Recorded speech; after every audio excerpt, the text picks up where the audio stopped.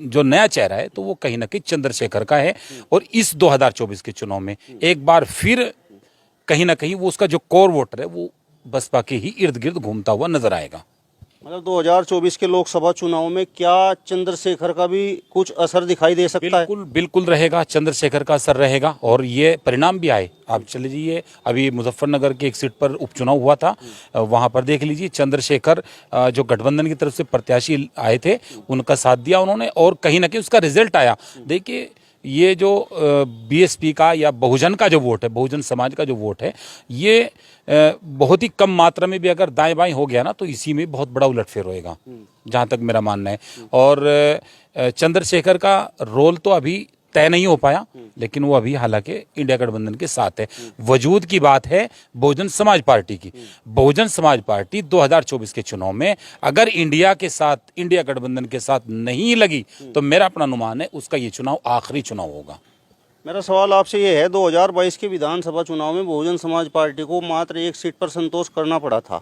अब अगर बहुजन समाज पार्टी अकेले चुनाव लड़ती है तो 2024 में क्या उसके प्रदर्शन में किसी प्रकार के सुधार की आप उम्मीद कर रहे हैं? नहीं, बिल्कुल नहीं, मैं नहीं मानूंगा, क्योंकि यहाँ दलित दो चेहरे फिर अलग हो गए। एक तरफ वो वोट है जो चंद्रशेखर की तरफ देख रहा है और इंडिया गठबंधन है, एक तरफ बहुजन समाज पार्टी की लेडीज है, 4 बार की मुख्यमंत्री, एक तरफ वो है।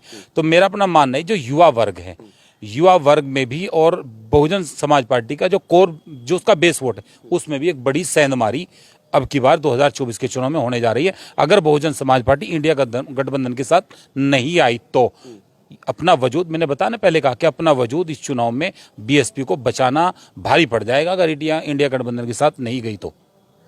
2019 में समाजवादी पार्टी के साथ बसपा चली गई थी, बिल्कुल, और गठबंधन करके चुनाव लड़ा था। बिल्कुल। तो अब की बार जिस तरीके से ये इंडिया नाम का गठबंधन हुआ है, तो आपको क्या लगता है, मतलब मायावती के दिमाग में आखिर है क्या, इस गठबंधन में शामिल आखिर क्यों नहीं हो रही है? देखिए मैं बता दूं आपको पिन भाई, ये हिंदुस्तान का इतिहास रहा है।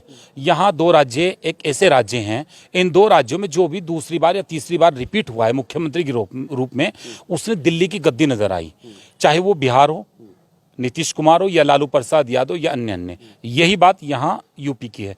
जो भी यहाँ 2 से 3 बार मुख्यमंत्री के रूप में आया उसने दिल्ली की गद्दी नजर आई।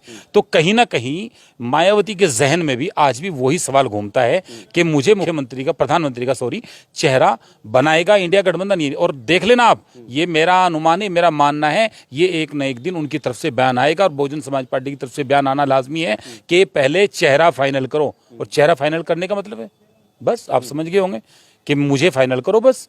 और इंडिया गठबंधन ऐसा हरगिज नहीं चाहेगा, वो रिस्क लेना बिल्कुल नहीं चाह रहा है। कहीं ना कहीं इंडिया गठबंधन के कुछ नेता मानते हैं कि उसका जो बहुजन वोट है, अगर मायावती अलग चुनाव लड़ी तो केवल बहुजन पे सिमट जाएगी और उसमें भी सेंधमारी चंद्रशेखर करेगा। सवाल ये है कि क्या मायावती के बिना इंडिया गठबंधन को मजबूत गठबंधन कहा जा सकता है? देखिए वो तो पार्टी भी अपना नफा नुकसान देखेगी, वो भी सोचेंगी कि हमें साथ लेना कि नहीं लेना।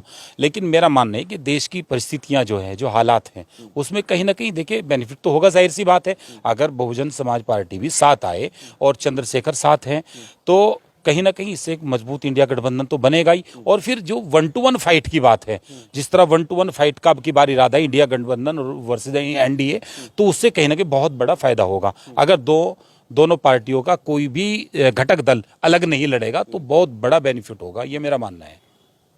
पिछले अगर कुछ चुनावों की हम बात करें तो बहुजन समाज पार्टी एक तरह से निचले स्तर पर चली गई है और 2022 के विधानसभा चुनाव में तो बड़ा ही निराशाजनक प्रदर्शन रहा है।